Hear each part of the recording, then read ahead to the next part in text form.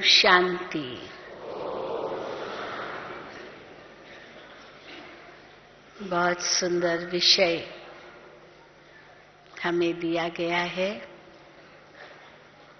जो समय की मांग है, दृढ़ता ही सफलता की चाबी है। हर मुरली में बाबा हमें अंडरलाइन कराते हैं दृढ़ता शब्द को, क्योंकि कोई भी अगर हमें कार्य करना है और उस कार्य में सफलता चाहते हैं तो दृढ़ता जरूरी है। क्योंकि बीच बीच में हम कई बार अलबेले बन जाते हैं, और वह भी अगर कार्य लंबे समय का हो तो हम और भी अलबेले हो जाते हैं।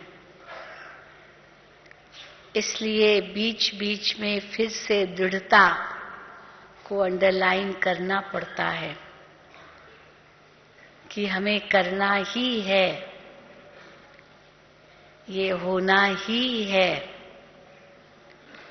होना है, करना है।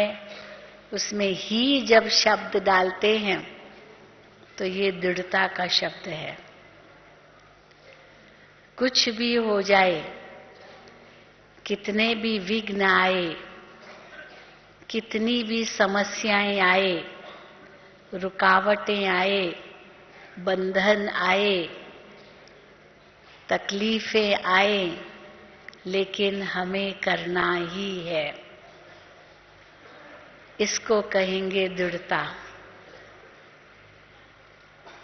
कई बार दृढ़ता और जिद, इसके अंतर को हम नहीं समझ पाते हैं। हम कई बार जिद को दृढ़ता समझ लेते हैं।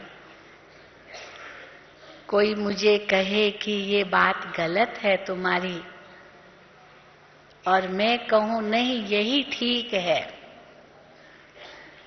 अब वो गलत है कह रहा है तो हमें उस पर ध्यान भी देना होगा। कोई मेरी कमी कमजोरी बता रहा है तो अवश्य मुझे उस पर भी ध्यान देना होगा कि ऐसे ही तो नहीं कह रहा है, होगी जरूर मेरे अंदर ये कमी। क्योंकि अगर मनुष्य के अंदर अभिमान होता है और वो अभिमान उसे पता नहीं चलता है, और किसने अगर उसकी कमी बताई तो उसको अपमान महसूस होता है। और अपमान महसूस होना ये क्या सिद्ध करता है कि अभिमान है। और अगर किसी को कहा कि ये तुम्हारा अभिमान है तो कहेंगे काहे को अभिमान है। हाँ, अब वही अभिमान से ही कहेगा काहे को अभिमान है, कैसे अभिमान है, आपने तो मेरा अपमान कर दिया, ऐसे ही कह देंगे। तो अभिमान है तब तो अपमान महसूस हुआ। और वो अपनी जिद पर अड़ा रहे, मान लो नहीं करना है, नहीं चाहिए, तो यही सिद्ध करता है कि वो अभिमान के वश है और वो जिद कर रहा है और वो समझ रहा है मैं तो दृढ़ हूं। ये कितना, ये कितनी ये सूक्ष्म बात है। तो दृढ़ता किसमें, जिसको बाबा कहते हैं धरत पड़िए धर्म न छोड़िए, प्राण जाए पर वचन न जाए। ये भगवान के लिए है। हमने भगवान के आगे क्या प्रतिज्ञा की है, भगवान से हमने क्या वायदा किया है, उसमें हमें दृढ़ रहना है। भगवान ने जो हमें कहा है उस पर मुझे अटल रहना है। तो भगवान ने तो हमें जो कुछ भी कहा है, अगर हम उस पर अटल हैं, हिलते नहीं हैं, जिसको बाबा कहते हैं अचल, अटल, अडोल, स्थिर, तब कहेंगे कि दृढ़ है। क्योंकि जो चलायमान होता है, अस्थिर होता है, डावाडोल होता रहता है, अर्थात वो दृढ़ नहीं है। तो दृढ़ता सफलता की चाबी है। और कभी बाबा कहते हैं निश्चय में विजय है। तो दृढ़ता में निश्चय भी चाहिए, स्वयं में निश्चय, बाप में निश्चय, परिवार में भी निश्चय, ज्ञान में भी निश्चय, भविष्य प्रारब्ध में भी निश्चय। तो हम देखें कि उस निश्चय में ही हमारी सफलता समाई हुई है। और उस निश्चय में अगर दृढ़ता है तो सोने में सुहागा है। परंतु उसके लिए जो बाबा ने हमें कहा है उसमें दृढ़ निश्चय। ऐसे न हो कि हाँ बाबा ने तो कहा है, ये तो बात ठीक है, मैं भी समझता हूं, लेकिन ये भी जो कह रहा है वो भी कोई गलत थोड़ी होगा, वो भी तो ठीक ही लग रहा है। तो कई बार हम उस असमंजस में आ जाते हैं कि ये भी ठीक है पर वो भी ठीक लग रहा है। इसका मतलब अब तक कुछ न कुछ संशय है, अब तक कुछ न कुछ निश्चय में कमी है। क्योंकि भगवान के महावाक्य जो हमें मिले उसमें हम अगर प्रश्न भी करते हैं क्या, क्यों, कौन, कहां, कैसे, कब, तो वो संशय का स्वरूप हो जाता है। कई बार बाबा कहते हैं विचार सागर मंथन करने के लिए भी क्या, क्यों, कौन, कहां, कब, कैसे, ये कहना पड़ता है, सोचना पड़ता है। अब बाबा ने कोई पॉइंट कही, तुम बच्चे मास्टर सर्वशक्तिवान हो, तो हम कैसे मास्टर सर्वशक्तिवान हैं? अपने आप से पूछो। क्योंकि हम सर्वशक्तिवान के बच्चे हैं, तो जो सर्वशक्तिवान के बच्चे होते वो तो मास्टर सर्वशक्तिवान ही होंगे। राजा का बच्चा तो राजकुमार ही होगा। तो कैसे है, क्यों है, उसका हमें जवाब भी तुरंत मिल जाता है। और वो जवाब अगर हम अपने अंदर पा लेते हैं तो उसी वक्त उसकी शक्ति का भी अनुभव होने लगता है। मुझे याद है एक बार अव्यक्त बाप दादा किसी से मिल रहे थे, तो बाबा ने उनसे पूछा, बच्चे अपने आप को मास्टर सर्वशक्तिवान समझते हो? अब क्या पता, बाबा जाने उनकी अंदर की स्थिति क्या थी, इसलिए बाबा ने ये प्रश्न किया उनसे। लेकिन जैसे ही बाबा ने ये प्रश्न किया तुरंत जवाब दिया नहीं, सीधा जवाब दिया नहीं। तो बाबा मुस्कुराए, बाबा को देखे, फिर सिर नीचे करे। हो सकता है अंदर में कुछ बात मन में होगी जो मन खाता होगा, इसलिए वो अपने आप को मास्टर सर्वशक्तिवान कहलाने का हकदार अपने आप को नहीं समझता होगा। तो सीधा ही कह दिया नहीं। मानो भगवान ये केवल प्रश्न ही नहीं पूछ रहे हैं, पर साथ साथ उन्हें वरदान भी दे रहे हैं कि आप सचमुच हो। पर वो ये बात भूल गया और अपनी कमजोरी जो उसके अंदर थी वही उसे याद थी और कह दिया नहीं।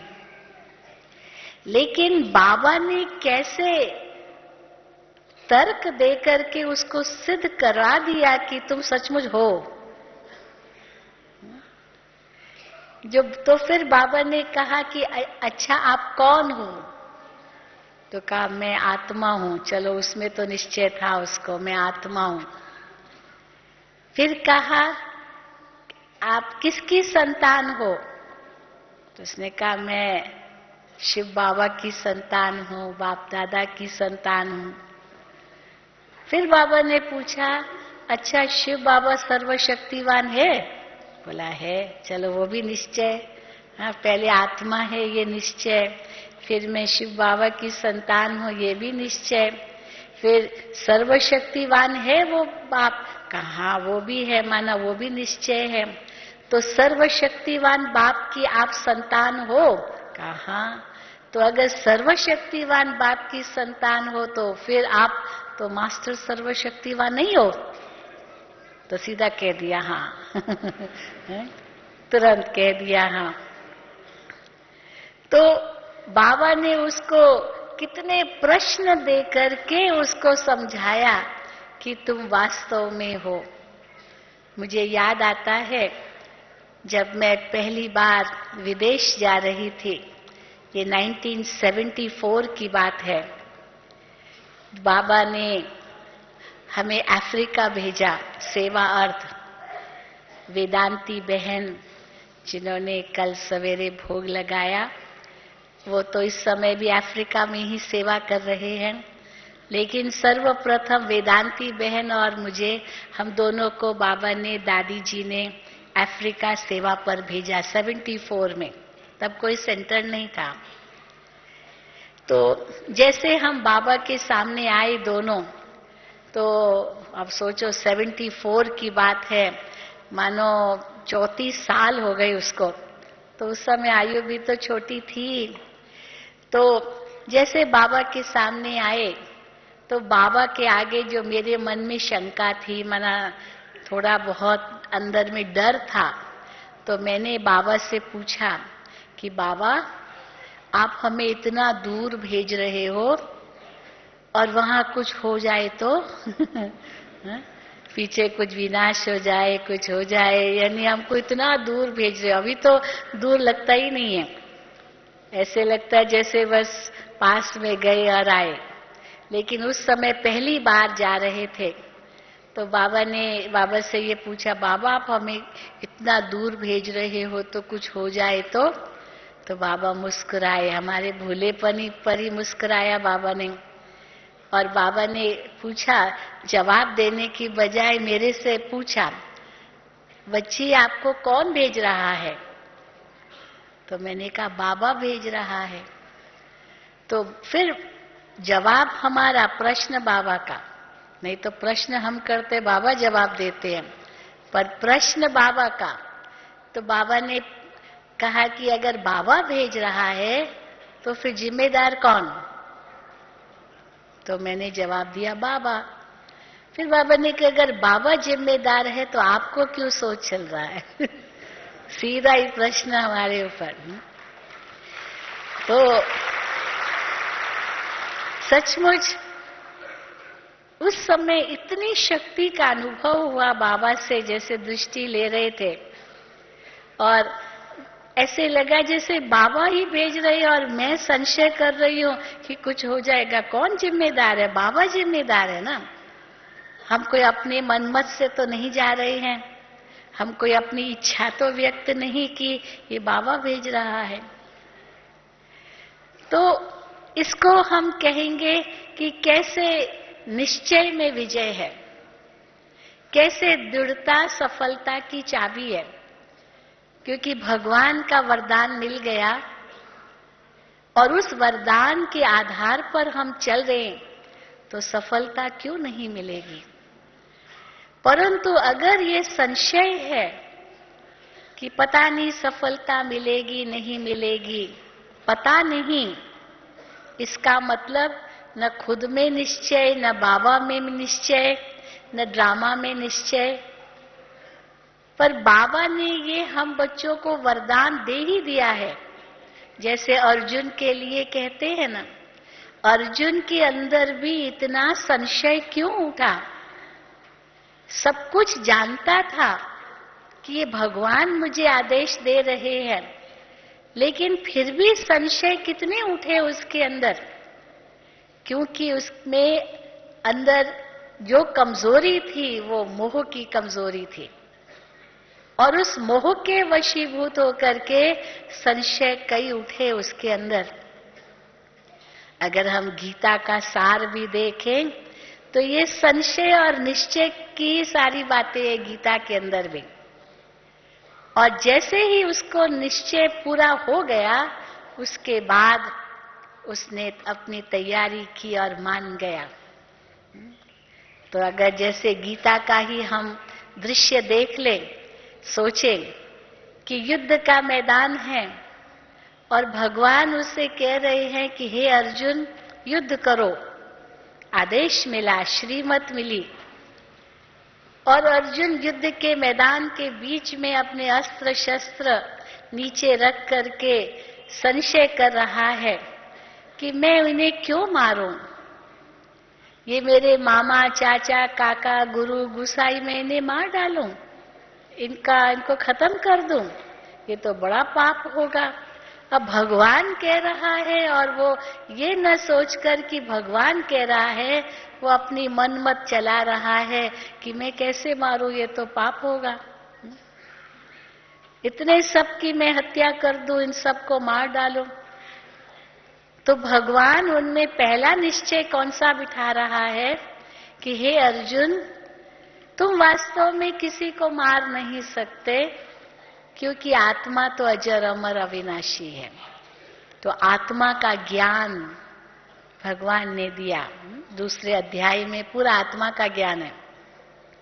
ये निश्चय बिठाने के लिए सारा इसका सार है कि कर्तव्य पालन करो, और कर्तव्य पालन करने के लिए आदेश भगवान ने दिया, और उसमें संशय उठा तो निश्चय कराने के लिए पहले आत्मा का ज्ञान दिया कि तुम वास्तव में किसी को मार नहीं सकते हो, क्योंकि ये तो शरीर तो वस्त्र है, ये तो विनाशी है, ये संसार तो एक खेल है, आदि आदि, आत्मा तो अजर अमर अविनाशी है। तुम आत्मा को देखो, आत्मा तो मरती नहीं है। परंतु आत्मा का ज्ञान देने के बावजूद भी समझ तो गया, अर्जुन होशियार तो था, लेकिन फिर भी यह संशय उठा कि मैं, चलो आत्मा है, भले अविनाशी है, पर फिर भी ये काम मैं क्यों करूं? अब अंदर में तो उसमें मोह था, उस मोह के वश होकर के वो सोच समझ रहा था कि मैं जो सोच रहा हूं वही ठीक है। लेकिन फिर जब भगवान ने देखा कि ये तो अभी भी मोह के वश है, आत्मा के ज्ञान को समझ ही नहीं रहा है, समझते हुए भी मोह दिखा रहा है कि आत्मा अविनाशी है, तो मोह किस में रखे? वैसे भी देखो हम किस में मोह रखें, शरीर में मोह रखें या आत्मा में मोह रखें? अगर शरीर में मोह रखते हैं तो रख दो शरीर को, आत्मा निकल गई, उसके बाद शरीर में अगर मोह है तो रख दो ना, किसने मना किया? रख दो। पहले वो जब वो इजिप्ट में दिखाते ना, वो फेरोज थे, तो वो जब राजाई मरते थे तो उनके मृतक शरीर को वो मम्मी कहते थे, उनको बांध कर रखते थे और अंदर दफना के रखते थे। अभी भी उनको निकालते इतने हजारों साल के बाद, मतलब 2000 साल के बाद, तो जैसे वो शरीर उसी प्रकार इंटैक्ट है, ऐसे उनको मिलते हैं। बहुत कुछ रिसर्च इस पर चल रही है। वो वहाँ इजिप्ट के अंदर बहुत बड़े पिरामिड्स है, उनके अंदर वो उनको दफनाते थे और अभी वो निकाल रहे हैं, बहुत कुछ चल रहा है। परंतु फायदा तो कुछ नहीं, क्योंकि वो तो प्रकृति है, पंच तत्व है, कोई उसमें कॉन्शियसनेस, चेतना तो है नहीं। तो इसीलिए मोह किस में रख रहे हैं?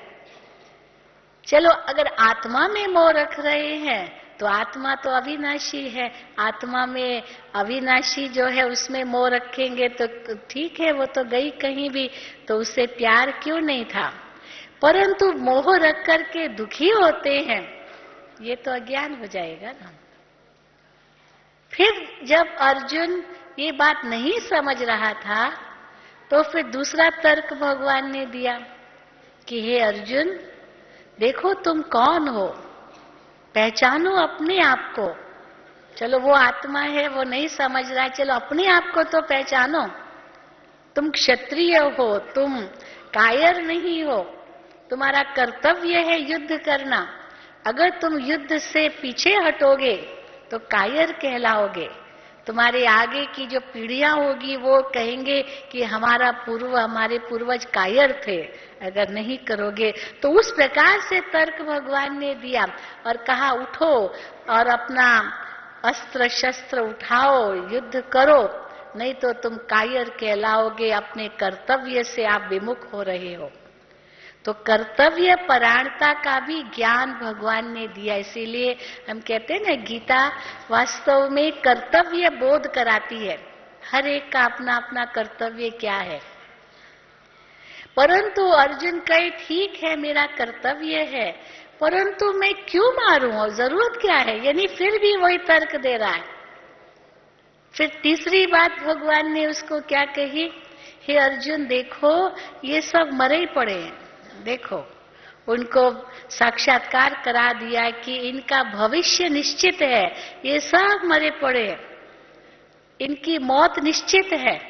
और दिखा दिया कब्रिस्तान सारा मुर्दे पड़े हैं, सब इसका नतीजा यही होना है, ये सब कौरव संप्रदाय नष्ट होने वाली है। इसीलिए तुम बस अपना पाठ बजाओ। ये ड्रामा के अंदर निश्चित है कि उनकी हार होनी ही है, ये सब नष्ट खत्म होने वाले हैं। तुम केवल अपना कर्तव्य पालन करो और अपना कार्य करो, भविष्य निश्चित है। लेकिन फिर उसको संशय आया, चलो अगर उनको मरना ही है तो अपने आप मरे ना, मैं क्यों मारूं? मैं क्यों मारूं? तो भगवान ने कहा तुम सिर्फ निमित्त बनो, वो कार्य तो हुआ पड़ा है, सिर्फ निमित्त बनो, क्योंकि जो करेगा उसको उसकी प्रारब्ध मिलेगी, उसका पुण्य मिलेगा, उसका फल मिलेगा। इसीलिए इस संसार में या ड्रामा के अंदर ये नियम है कि जो करेगा वही पाएगा। इसीलिए आप केवल निमित्त बन करके करो, बाकी तो वो सब अपने आप मरे ही पड़े। तो फिर भी कहे अच्छा उनको मरना ही है तो अपने आप मरे ना, मैं क्यों मारूं, मैं अपना हाथ क्यों चलाऊं? चलो वो भी भगवान का तर्क स्वीकार नहीं किया। फिर चौथा तर्क भगवान ने उसको क्या दिया कि हे अर्जुन, अगर तुम इस युद्ध में विजयी होंगे तो तुम्हें स्वर्ग का अधिकार मिलेगा, तुम स्वर्ग में राज्य करोगे, बहुत सुख पाओगे, इतना ऊंचा तुम्हें पद प्राप्त होगा। ये कोई साधारण युद्ध नहीं है, ये तो धर्म अधर्म की युद्ध है। इसमें तुम धर्म के विजयी बनोगे और तुम विजयी बन करके स्वर्ग के अधिकारी बनोगे। लेकिन क्योंकि वो मोह के वश था, वो ये भी नहीं समझ पा रहा था और कहा कि हे भगवान, ऐसा स्वर्ग वर्ग हमको चाहिए ही नहीं। ऐसा स्वर्ग हमें चाहिए ही नहीं जो इतने सबको मार करके मैं स्वर्ग का राज्य भाग्य लूं। ऐसा स्वर्ग किस काम का? अब ये बात उसने भगवान को समझाई, जैसे कि भगवान जानता नहीं है, उसको स्वर्ग का सुख भी नहीं चाहिए। सोचता है कि इनको मार कर मैं स्वर्ग का सुख क्या लूंगा। तो फिर उसके बाद फिर पांचवी बात आती है कि कैसे अपने विराट स्वरूप का साक्षात्कार कराया और उनको ये समझाया कि ये तुमको कौन कह रहा है, ये कोई मनुष्य नहीं कह रहा है तुम्हें। तुम साधारण स्वरूप को सामने देख करके ये मूंझ मत जाओ कि ये तुम्हें कौन कह रहा है, ये स्वयं भगवान तुम्हें कह रहा है। तो अगर भगवान तुम्हें कह रहा है तुम उसकी आज्ञा को नहीं मानोगे, नहीं पालन करोगे। तो जब उसको विराट स्वरूप का साक्षात्कार हुआ, वो तो उसका विस्तार है, पर वो तो मिक्स कर दिया विष्णु का रूप और वो सब ज्योति का स्वरूप जो साक्षात्कार हुआ, उसमें अखंड ज्योति तेजोमय, हजारों सूर्यों से तेजोमय, इसका बहुत फिर एग्जैजरेशन कर दिया है। लेकिन भाव यही है कहने का कि जब अर्जुन को ये रियलाइज हुआ कि ये मुझे कहने वाला कौन है, ये भगवान मुझे कह रहा। तब तक वो भूल चुका था, वो तो साधारण रूप ही देख रहा था। और जब ये समझ आई, उसके बाद क्या किया? भगवान के आगे झुक कर कहा, हे भगवान, अब आप जो कहोगे मैं करने लिए तैयार हूं। उसके लिए 18 अध्याय चलाने पड़े भगवान को। यानी इसके पीछे जो राज बाबा समझाते हैं कि वो दृढ़ता क्यों नहीं पहले आई, क्योंकि स्वयं में भी निश्चय नहीं था, बाप में भी निश्चय नहीं था, ड्रामा में भी निश्चय नहीं था। क्योंकि भगवान ने कहा ये फिर से कर रहे हो कि हम कोई पहली बार नहीं मिल रहे हैं, कई बार मिले हैं। तुम अपने जन्मों को नहीं जानते हो, मैं जानता हूं। हम और तुम कई बार मिले हैं, कई बार तुमने ये विजय प्राप्त की है, तुम्हारे लिए नई बात नहीं है। नई बात हो तो संशय उठे, कई बार किया है तो क्यों नहीं निश्चय उठे। फिर जब ये सारी बातें हो गई और भगवान मुझे कह रहा है, ये समझ लिया, तो सब बातें छोड़ करके भगवान के चरणों में गिरा का बस अब मेरा मोह नष्ट हुआ है, अब मुझे स्मृति आ गई है, अब मुझे आप जो कहोगे मैं करने के लिए तैयार हूं। ये सारी गीता का सार है, ये 5 बातों में। सारी गीता आप देख लो, फिर उसमें कई बातें जोड़ दी है, पर वो सब बाबा कहते विस्तार है। तो भगवान हमें सत्य ज्ञान इस समय दे रहे हैं, और भगवान ने हमें ये भी कह दिया है कि मैं बच्चों को साथ जरूर ले जाऊंगा, स्थापना का कार्य अवश्य होना है, किसी को भी छोड़ूंगा नहीं। ये कौन कह रहा है? कोई मनुष्य नहीं कह रहा है,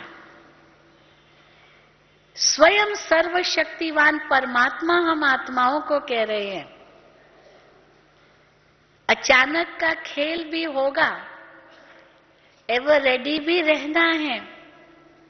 बाबा एवर रेडी शब्द तो बहुत काल से कहते आए थे, एवर रेडी बनो, एवर रेडी बनो, तैयार रहो।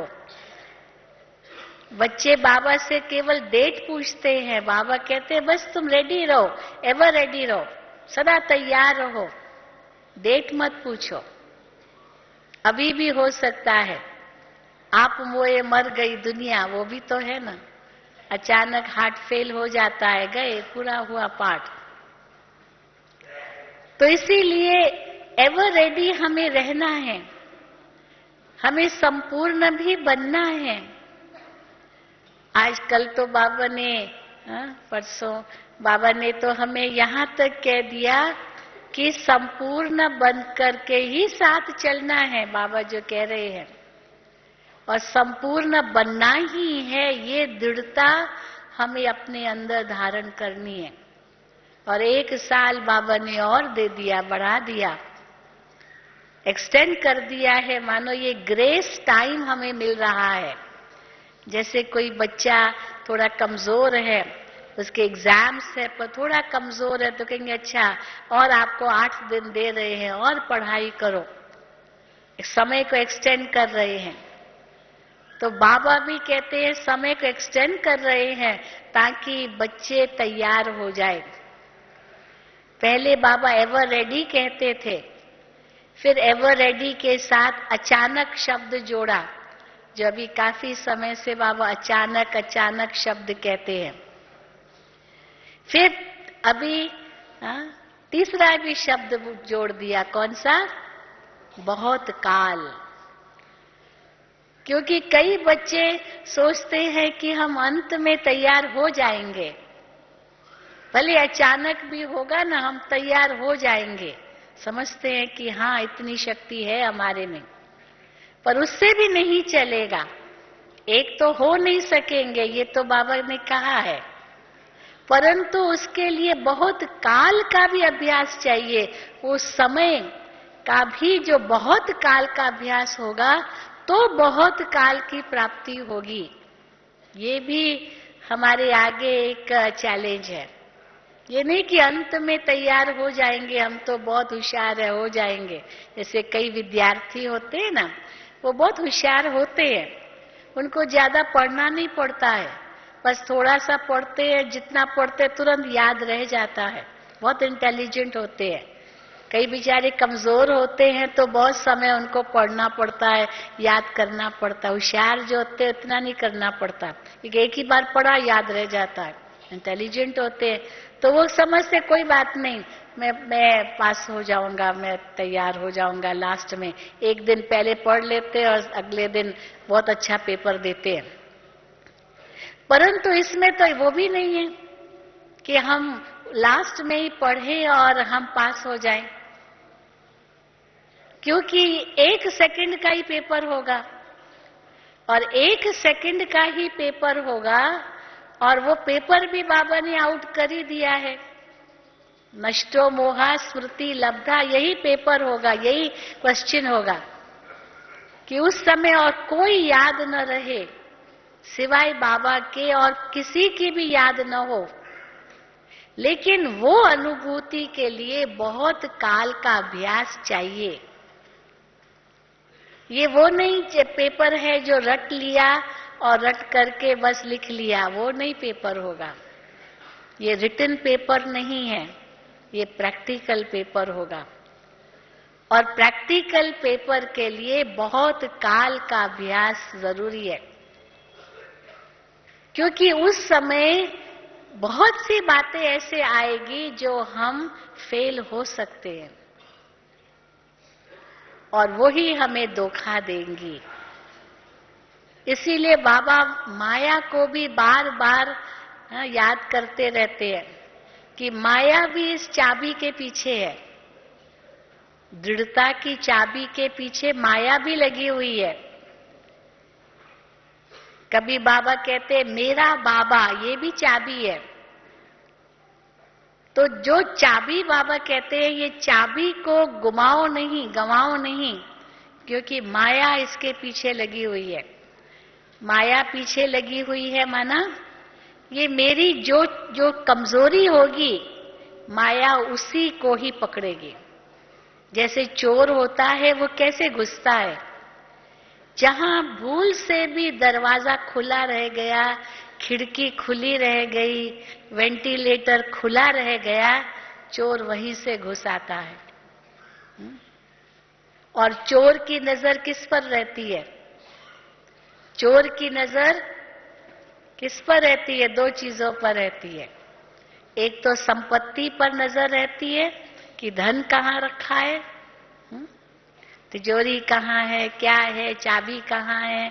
और जिस समय उसको चोरी करनी होती है ना, तो कम्युनिकेशन लाइन ही काट देता है। टेलीफोन की लाइन, बिजली की लाइन, वो काट देगा, अंधेरा कर देगा, ताकि अगर वो व्यक्ति अगर दूसरे को संपर्क करना चाहे तो वो भी नहीं कर सकता है, क्योंकि कम्युनिकेशन लाइन खत्म। किसको संपर्क करे, कैसे करे? अंधेरा हो गया, टेलीफोन भी नहीं चल रहा है। तो माया भी ऐसे ही करती है। कैसे क्या करती है? जब भी कोई भी कमजोरी आई, माना अंदर आत्मा की शक्ति नष्ट, किसी भी प्रकार के माया के वश हुए, अंतर की शक्ति नष्ट हो जाती है। फिर उस समय योग लगाना चाहो तो योग भी नहीं लगेगा, क्योंकि योग तो बाबा से लगाना है, तो योग भी नहीं लगेगा। और क्या, क्यों, कौन, कहाँ, कैसे, बस उसी उधेड़ बुन में ही फंस जाएंगे। अब ये माया ने हमारी चाबी छीन ली, बाबा से भी योग तोड़वा दिया और साथ साथ शक्ति को भी नष्ट कर दिया। चलो शक्ति नष्ट भी हुई, परंतु फिर अगर बाबा से उस समय योग लग भी जाए तो फिर से शक्ति आ जाए ना। भाई मोबाइल आपका डिस्चार्ज हो गया तो बिजली तो है ना, चार्जर है तो आप चार्ज कर दो, फिर से चार्ज हो गया। परंतु अगर मान लो कनेक्शन ही नहीं है, पावर ही नहीं है, तो कैसे आपका चार्ज होगा? तो जो डिस्चार्ज हुआ वो डिस्चार्ज ही हो जाएगा। और डिस्चार्ज होने में 1 सेकंड ही लगता है। कैसे 1 सेकंड लगता है? जैसे अमृत का घड़ा पूरा भरा हुआ हो, लेकिन सारा अमृत जहर बन जाता है। कैसे? केवल एक बूंद जहर का डालने से। केवल एक बूंद ही इनफ है। वो एक बूंद पड़ी, पूरा अमृत जहर बन गया। या एक सुराख घड़े में आ गई, पूरा जो भी जल है, जो भी कुछ है, सब बह गया और अगली घड़ी महसूस हो गया एकदम खाली हो गया। तो खाली कभी न हो और योग हमारा टूटे नहीं, इसीलिए बाबा कहते दृढ़ता ही सफलता की चाबी है। तो दृढ़ता और जिद के अंतर को भी हम समझ लें, क्योंकि भगवान ने जो हमें श्रीमत दी है, उस श्रीमत में दृढ़ता हो। मनमत, परमत, जो अनेक प्रकार की मतें हैं, उनमें दृढ़ता की बात नहीं है। श्रीमत में दृढ़ता की बात है। और श्रीमत में दृढ़ता का मतलब है कि मर जाए, मिट जाए, परंतु बाबा की श्रीमत का उल्लंघन न करें। जो मुख्य रूप से बाबा ने हमें मर्यादाएं दी है, प्रिंसिपल्स दिए हैं, नियम दिए हैं, उन नियमों पर हम चले। 3 मिनट।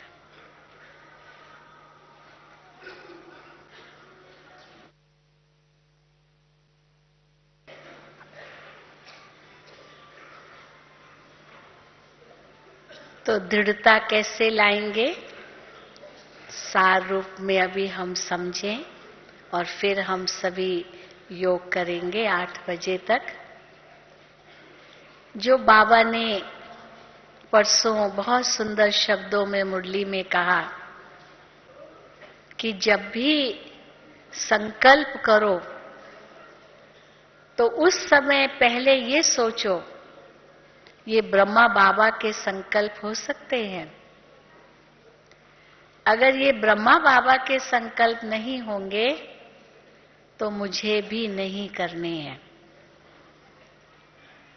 ये जो मैं बोलने जा रहा हूं, जा रही हूं, ब्रह्मा बाबा ऐसे बोलेंगे, नहीं बोलेंगे तो मुझे भी ऐसे नहीं बोलना है।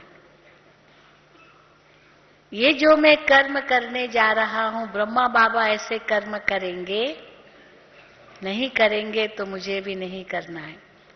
तो ब्रह्मा बाबा की सोच कैसी होगी, ब्रह्मा बाबा के वचन कैसे होंगे, ब्रह्मा बाबा के कर्म कैसे होंगे, मुझे उसको ही फॉलो करना है। शिव बाबा ने जब ब्रह्मा तन में प्रवेश किया तो ब्रह्मा बाबा के सामने कितनी परीक्षाएं आई। उस समय ब्रह्मा बाबा अकेले थे, उनके सामने कोई एग्जाम्पल नहीं था, कोई भी नहीं था। ब्रह्मा बाबा के तो सब बच्चे ही थे, जिसको देख करके ब्रह्मा बाबा फॉलो करते। परंतु शिव बाबा का आदेश मिला और जो आदेश मिला उस पर ब्रह्मा बाबा ने वो आदेश का पालन किया। शिव बाबा ने कहा कि बच्चे, तुम्हारी जो भी चल अचल प्रॉपर्टी है सब माताओं बहनों के आगे समर्पित कर दो। ये शिव बाबा का आदेश था उनको। उस समय ये नहीं सोचा कि क्या होगा, कैसे होगा, इतना बड़ा मेरा जीवन है, कैसे होगा, पता नहीं ये कहां तक चलेगा, कभी नहीं सोचा। भगवान ने ये कहा है मुझे, और कैसे अपनी चल अचल प्रॉपर्टी बाबा ने माताओं के आगे समर्पित कर दी। उसमें मम्मा लीडर थी और उसके साथ जैसे और दादियां थी। फिर उसके बाद शिव बाबा ने उनको आदेश दिया कि बच्चे, अपने जीवन को पवित्र योगी बनाना है। और यही आदेश सब बच्चों को दिया, अकेले ब्रह्मा बाबा को नहीं दिया, सब बच्चों को दिया। और सब बच्चों ने एक दृढ़ संकल्प किया कि हम अपने जीवन को पवित्र और योगी बनाएंगे। सब ने जो भी उस समय आते थे सत्संग में। और उसके बाद चाहे कितना विरोध हुआ, बाबा ने उसका सामना किया। कैसे सामना किया? क्योंकि सब बाबा के आगे आते थे, बाबा को कृष्ण के रूप में देखते थे। तो कितनी बातें हुई बाबा के बारे में, ग्लानि कितनी हुई उस समय। लोग कहते थे कि अरे एक दादा लेखराज अपने आप को कृष्ण मानता है और उसके 300-400 रानियां उसको मिली है। अब वो कहता है मुझे 16,108 रानियां चाहिए। कितने कलंक लगे, ग्लानि हुई है। और बाबा कहते थे बच्चे ये तो मेरी शक्ति है ही नहीं। शिव बाबा ने मुझे आदेश दिया कि अपने जीवन को पवित्र योगी बनाना है। ये जो साक्षात्कार कर रहे हैं क्योंकि शिव बाबा की शक्ति थी कि श्री कृष्ण का साक्षात्कार बाबा से हो रहा था। परंतु बाबा ने तो कभी नहीं कहा मैं श्री कृष्ण हूं। ये शिव बाबा ने उनको कहा कि तुमको ऐसा बनना है, पर मैं हूं ये तो बाबा ने कभी नहीं कहा था।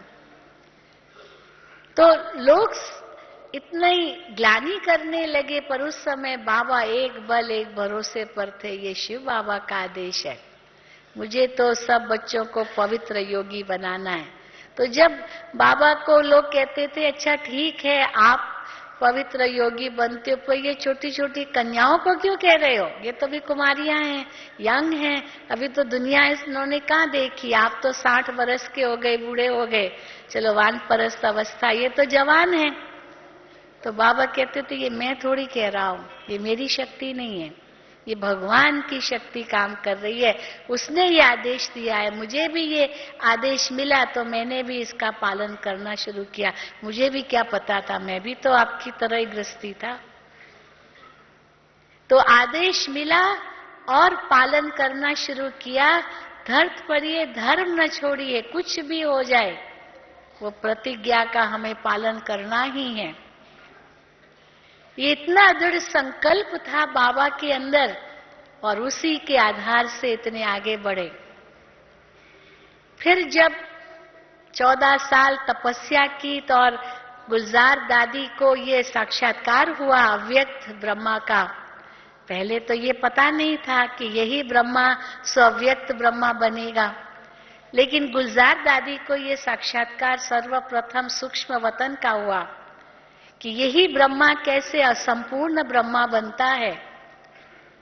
और ये बात आकर के बाबा को बताई कि आपको संपूर्ण बनना है और अव्यक्त ब्रह्मा बाप के समान बनना है।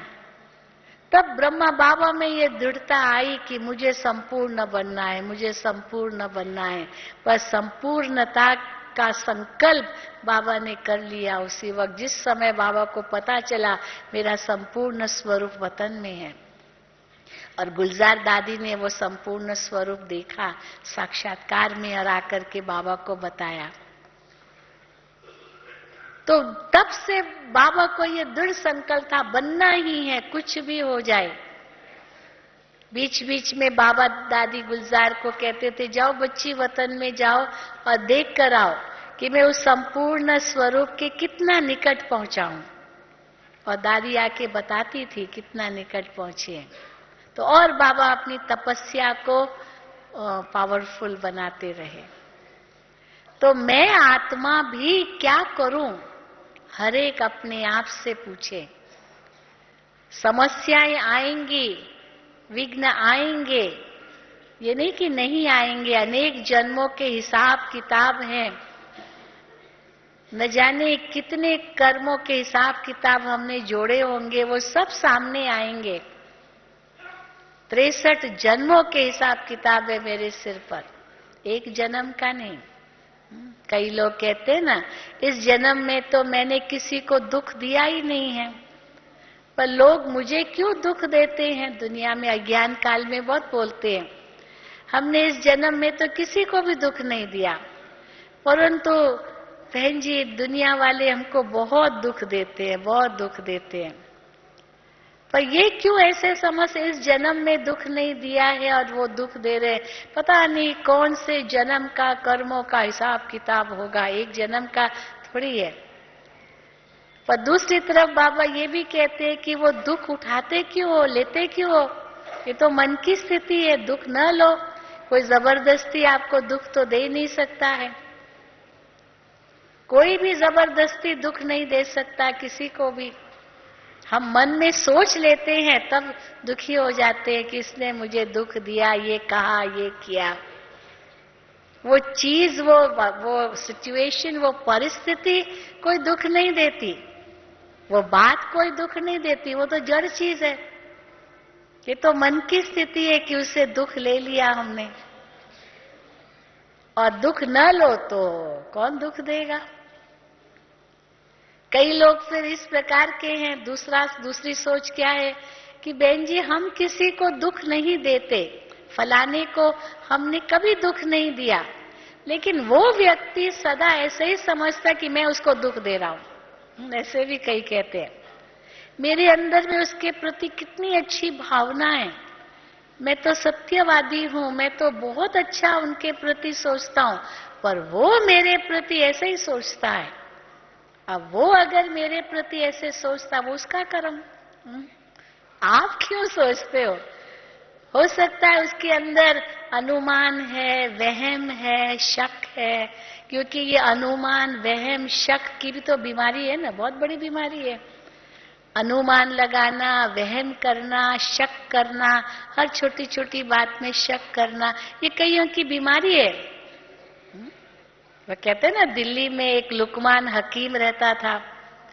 एक अजमल खान हकीम था, एक लुकमान हकीम था। ये दो हकीम बड़े मशहूर है। पहले जमाने में हकीम ही होते थे, एलोपैथी दवाइयां तो होती नहीं थी, हकीम ही अपनी दवाई देते थे। तो उनके पास सब मर्जों की या बीमारियों की दवा थी। लेकिन कहते हैं कि वो जो लुकमान हकीम था बड़ा मशहूर था, सब बीमारियों की दवा थी उनके पास, लेकिन वहम की बीमारी की दवा नहीं थी। वहम की बीमारी, वहम होता है ये करूंगा ये हो जाएगा, ये करूंगा ये हो जाएगा, ये होगा, ये बिल्ली काट गई रास्ता तो अभी देखना मेरा काम नहीं होगा, ये छींक आ गई ना अभी मेरा काम नहीं होगा, अभी ये खांसी की ना अभी ये मेरे देखना मेरा काम नहीं होगा। तो इसीलिए ये वहम है। और अनुमान, अवश्य इसने ऐसे किया होगा, अनुमान ही लगाना, पता नहीं है कुछ भी, पर अनुमान लगाते। और शक, ये ऐसे हो न जाए, ये ऐसे हो न जाए, ये ऐसे हो न जाए। तो जिसके अंदर ये तीन बीमारियां हैं ना, अनुमान, वहम और शक, वो कभी सुखी नहीं रह सकता है, कभी नहीं। तो इसीलिए बाबा कहते आप उनके ऊपर दया करो, रहम करो। ये भले वो बेचारा वो सोच रहा है कि आप दुख दे रहे, आप नहीं दे रहे हो तो निश्चिंत हो जाओ। आपको क्यों आता है कि वो क्यों ऐसे सोच रहा है कि मैं दुख दे रहा हूं? फिर क्यों सोचते हो? आप अपने अंदर में देखो, दृढ़ रहो कि मैं अंदर में बिल्कुल साफ हूं। तो बाबा कहते हैं नियत साफ तो मुराद हासिल। फिर सोचने की जरूरत ही नहीं है। पर हाँ, अगर कोई नियत में खराबी है तो फिर सफलता तो नहीं मिलेगी। मेरा अगर मन साफ है, सच्चा है, स्वच्छ है, पवित्र है, योग युक्त है, तो फिर घबराने की जरूरत ही नहीं है। फिर तो निश्चित है कि विजय हमारी हुई पड़ी है। सत्य ईश्वर हमारे साथ है, उनकी श्रीमत हमारे साथ है। तो जिसके साथ भगवान है उसको कोई दुनिया की आंधी और तूफान रोक नहीं सकता।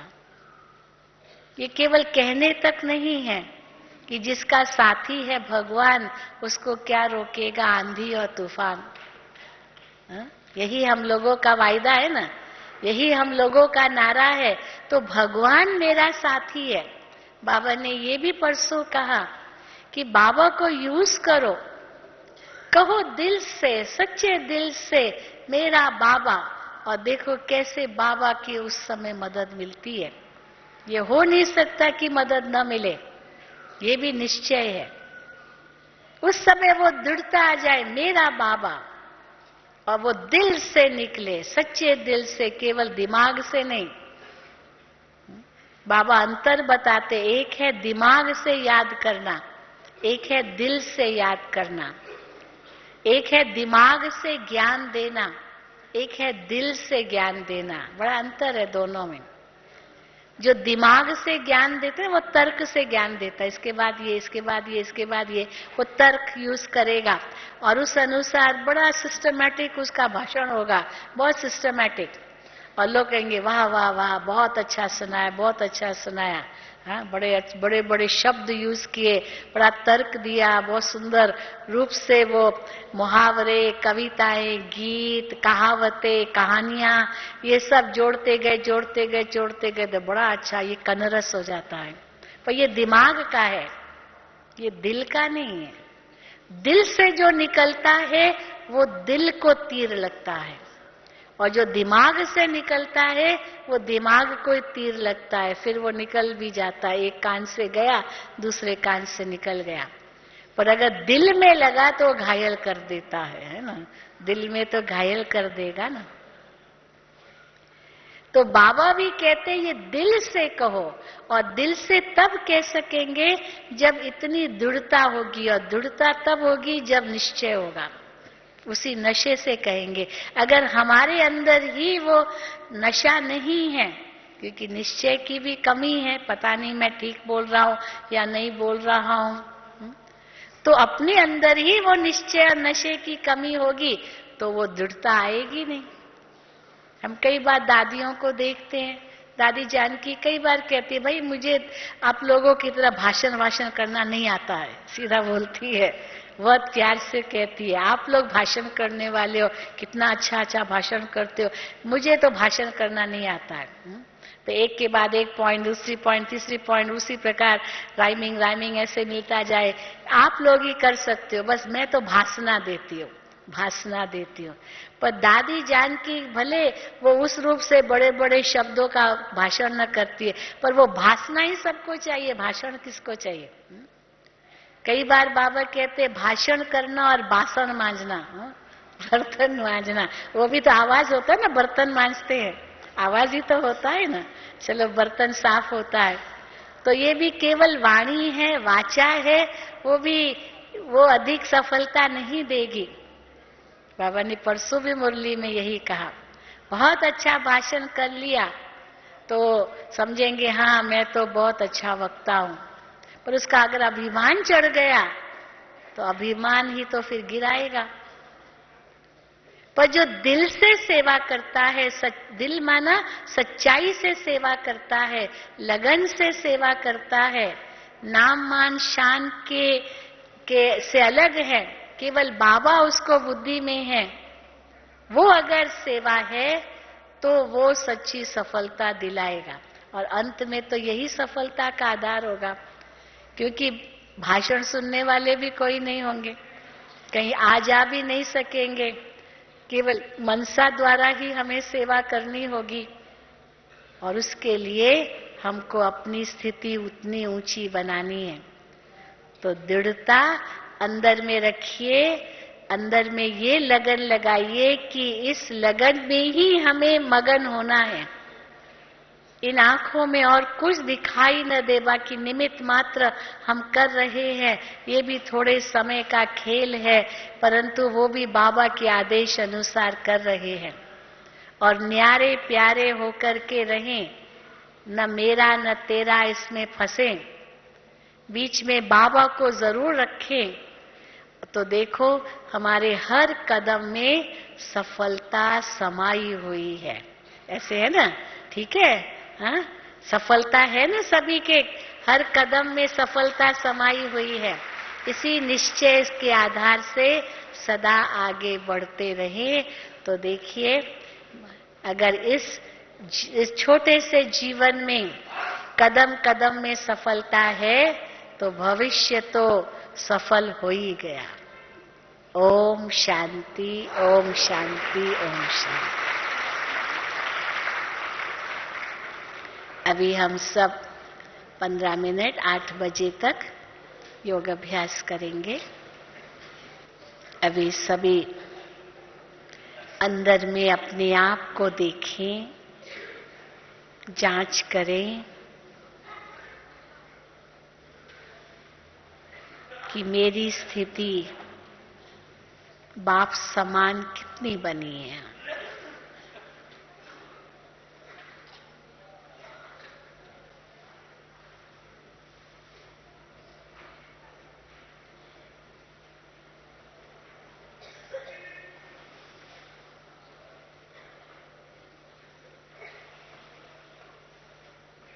कहाँ तक मन वचन कर्म बाप समान है।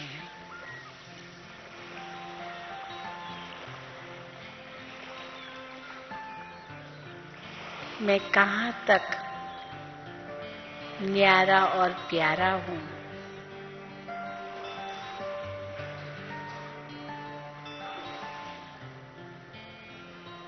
मैं और मेरा,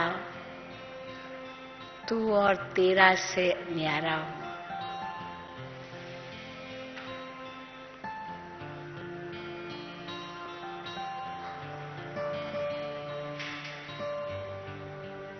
मेरा बाबा, इसकी कितनी लगन है मुझ में।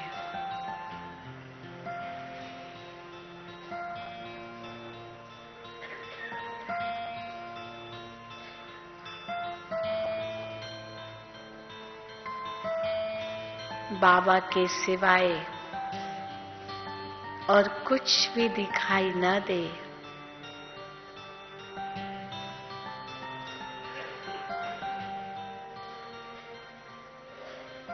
यह स्थिति कहाँ तक बनी है।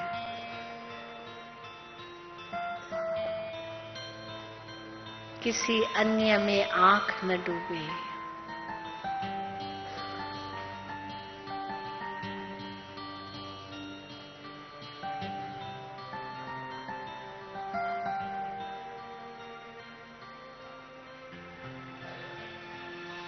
कहाँ तक मैं आत्मा दृढ़ हूँ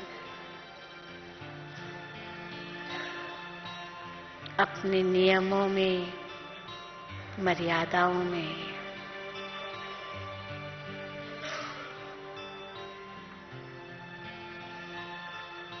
अपनी चेकिंग स्वयं करें।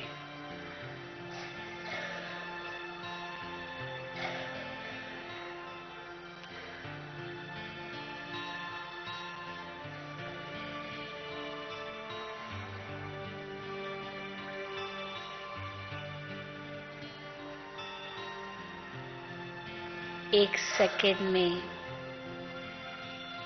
देह से न्यारा,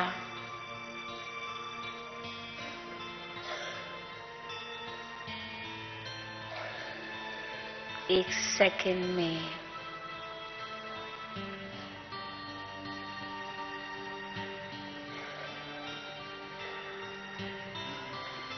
शिव बाबा का प्यारा बन जाओ।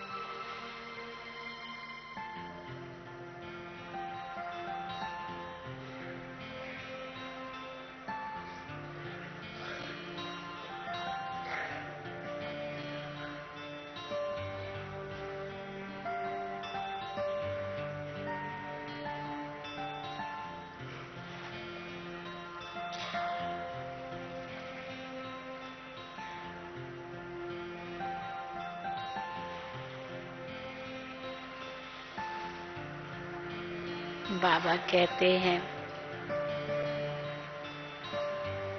बिंदु बन जाओ। बिंदु को याद करो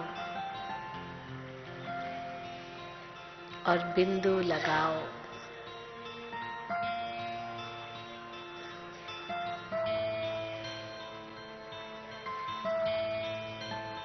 ड्रामा कल्याणकारी है।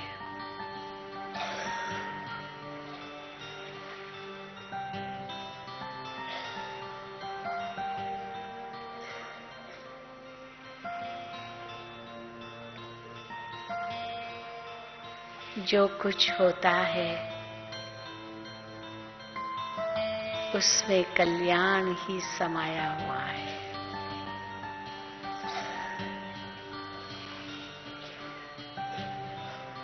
न प्रश्न है न संशय है।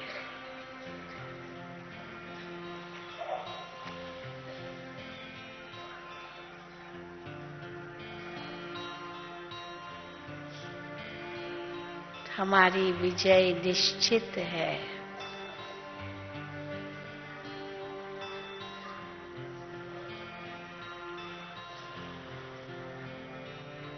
इस अटल निश्चय से मुझे आगे बढ़ना है।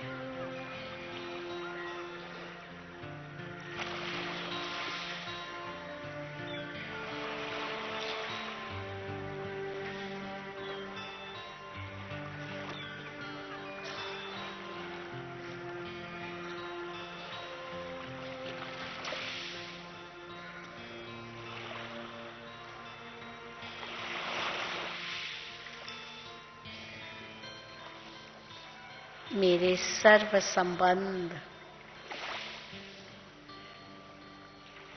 एक शिव बाबा से है।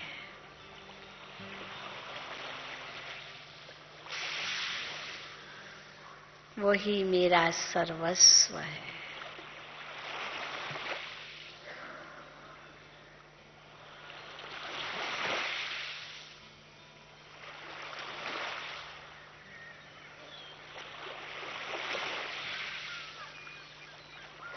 शिव बाबा से ही सर्व संबंध जोड़कर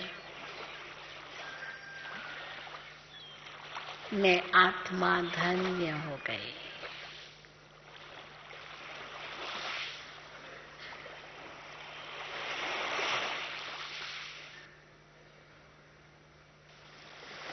जो पाना था वह मैंने सब कुछ पा लिया बाबा।